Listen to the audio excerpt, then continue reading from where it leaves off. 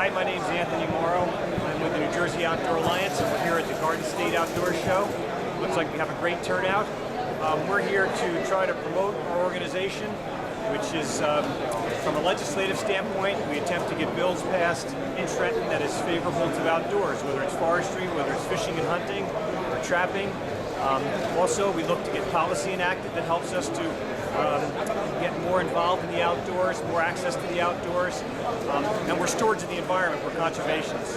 So here at the show, we're getting our message out, we're trying to get more members, and the support of people like you listening or watching helps us to influence Trenton more to the things that are important to us. So if you enjoy fishing, hunting, and trapping, you enjoy the outdoors, learn more about the New Jersey Outdoor Alliance. And you also want to educate the politicians about gun safety, is that right? That's right. We want to educate politicians about the outdoors, about conservation, and about the safety of the firearms that we use to hunt our prey.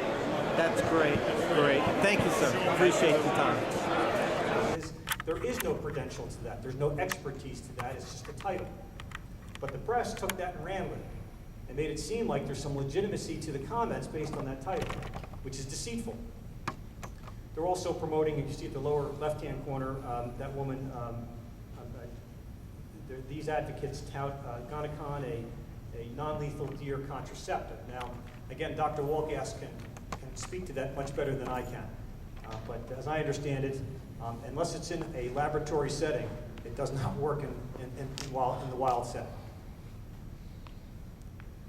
In terms of press, the Bear Group, which is an animal rights activist group, is meeting in West Milford. Now, we've got the press actually advertising for them when their meetings are and what they're going to discuss in that meeting so they can gain membership. Some aspects of animal rights people aren't aware of. It's been kept somewhat silent, but even in New Jersey, the Animal Protection League of New Jersey was actually involved in, not in the acts of vandalism and the destruction of a research center in New Jersey, and the intimidation of that organization's, that company's employees, to the point where they harassed the employees at that company to the point where when this woman was coming home, her son, she found crouched in a garage with a knife.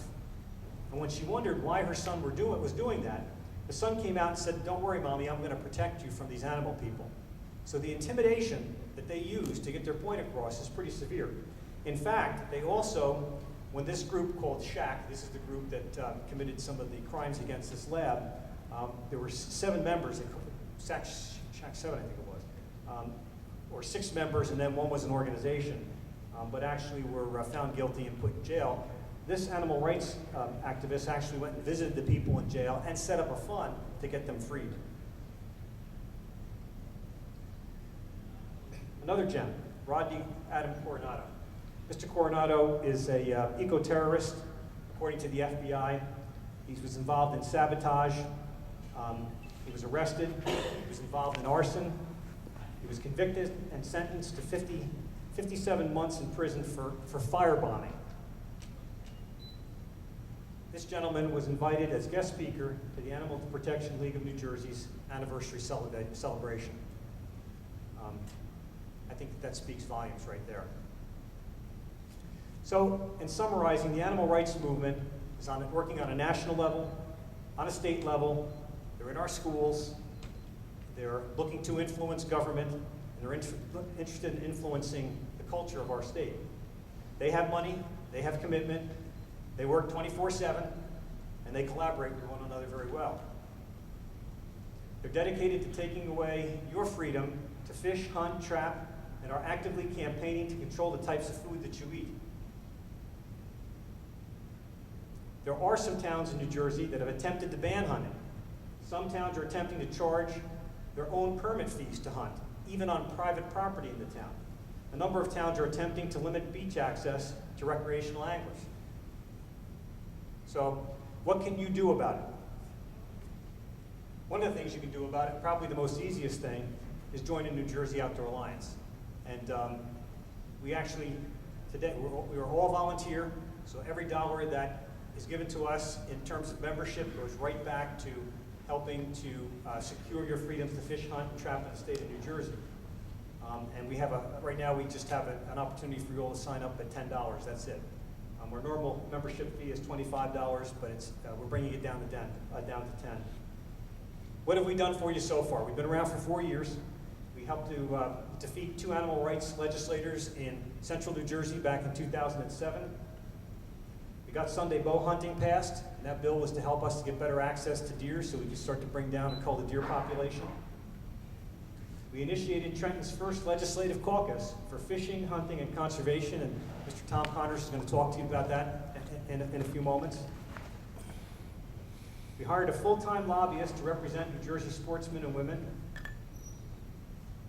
We were instrumental in ensuring New Jersey's bear hunt. We got a 150-foot bow perimeter bill passed, again, to help cull the deer population. We defeated animal rights initiatives to ban or limit hunting in Wall Township and on the Shrewsbury and Navesink rivers. We helped to get forest stewardship bills passed, and the reason forest stewardship is important to all of us because if you enjoy game in a healthy environment, it all starts with the forest. Good, healthy forests give you healthy habitat give you healthy dependencies. We established a sportsman action alert system. If you get any emails from us and finding out what legislation we're working on or some other key issues, that's part of our action alert system. We've helped to save the Fish and Game Council from being taken over by animal rights activists, especially going back to 2007. And by the way, every year, I haven't checked this year, but every year since 2007, there is still a bill out there being sponsored that would change the composition of that Fish and Game Council. We're working to get fixed gear off the artificial reefs, and we're still working to get hooked on fishing, not on drugs, into our classrooms. The NJOA is your voice for conservation in Trenton. We're the organization fighting to protect your freedom to fish, hunt, and trap, and enjoy the outdoors, specifically in targeting Trenton policy and legislation. So, please join us if you will. Ed's going to come up and talk about hunter harassment and what your legal rights are, and after that, Tom's going to come up and talk to you about the hunting and fishing caucus that we have, and then Dr. Wolgast will come up and answer any of the questions you might have.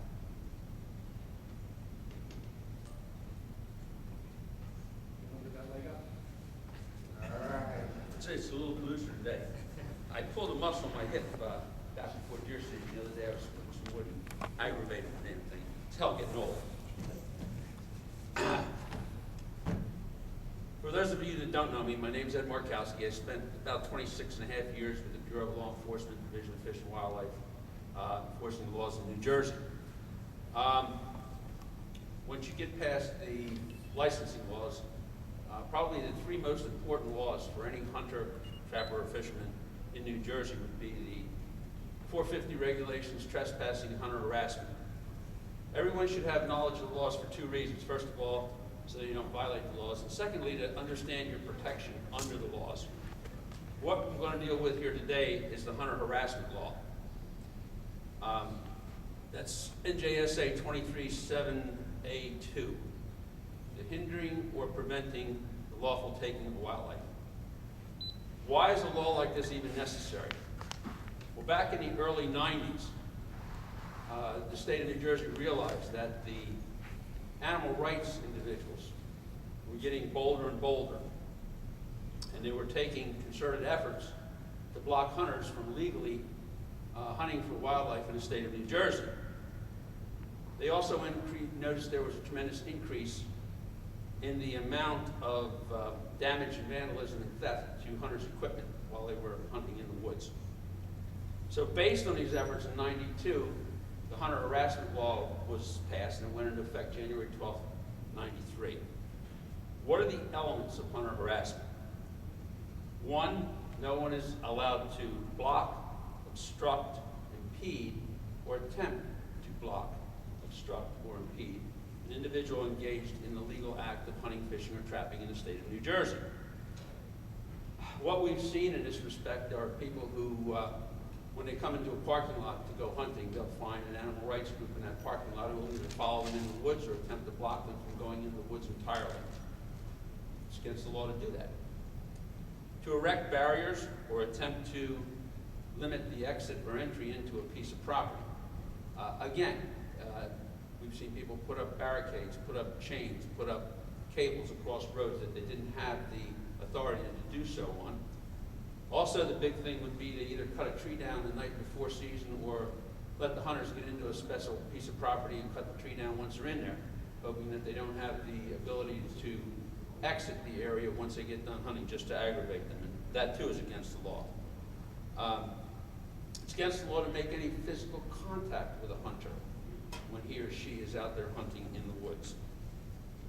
And that wouldn't be normal contact of, say, another hunter walking past your stand or something like that. But that would be someone who is obviously trying to come up, engage you in conversation while you're hunting, and disrupt your hunt.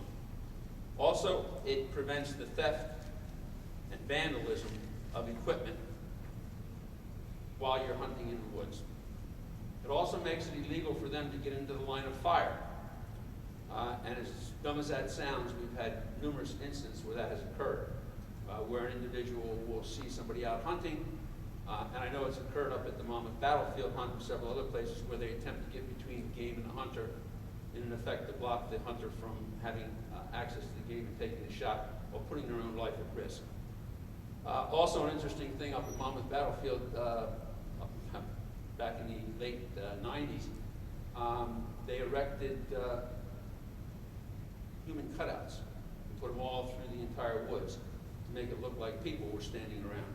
So I don't know whether we're trying to stop the deer from running out or actually trying to convince the hunters there were people out there, but they had done that. It's also against the law to set out scents or other visual markers to impede a hunter.